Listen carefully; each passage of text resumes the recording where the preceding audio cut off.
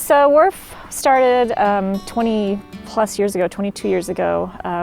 Wiley was a dog of mine. He was a little, like a shepherd mix, a senior dog. And when he passed away, I started going and fostering dogs from Reno that were on the euthanasia list. So this is back in like 98, 97.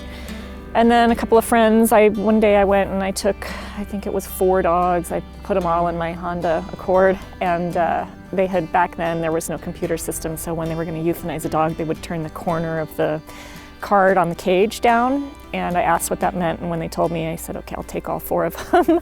So I drove home, called a bunch of friends and said, please, can you take a dog? And that's kind of how we got going. The goal is, with the multi-purpose building, that will be where incoming animals, dogs and cats, which we don't take from the public, we do pull directly from called the red list of the dogs that are going to be killed, or the cats, in some cases feral cats that are on the street as well. They will come to that building, they'll be vetted, there will be kennels and catteries. And then from there, we'll look to place them in foster and then get them adopted. We will also have some cabins on the other side of the property for longer-term residents, dogs that need to be worked with before they're ready to go into foster or into a home.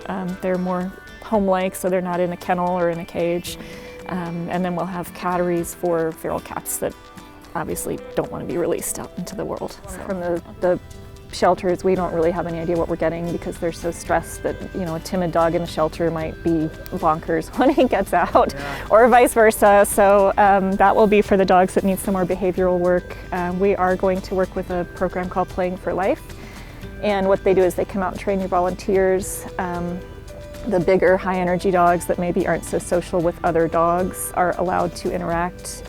Sometimes they muzzle them if necessary, but they have a really high success rate in rehabbing dogs with dog aggression. So we're gonna get them out here when we've got that all filled in. So it'll be 14 cabins, individual cabins, and then a center exercise area that the dogs can interact with each other. And that remaining top corner, this will be the last part, but we're planning on building a rabbit rescue for both domestic and wild. We actually have a 3-legged cottontail that I found on my way out here one day. It wasn't 3-legged when I found it, but it had been hit. So, and we have a couple of goats that I bought from someone who was going to butcher them. But each of those cabins is approximately $8,000, and that's from, including the windows, the air conditioning unit, all of the fencing, whatever tree we want to plant inside. So we're looking to raise about $96,000 more for that side to finish the dog area.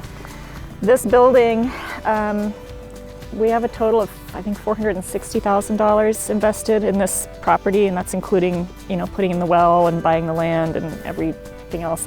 We're looking at about another, I have to look at the budget, but I feel like it's about $150,000 to finish this. And by finished, that means, the kennels installed, the guillotine doors, the complete outside catteries, sinks, tubs, everything like that. Wow. So, yeah. So we're a ways away, but we've been making pretty steady progress. And we do use a lot of volunteer labor. We come out here on the weekends and dig holes and pour concrete. Yeah, killer off death row in Reno.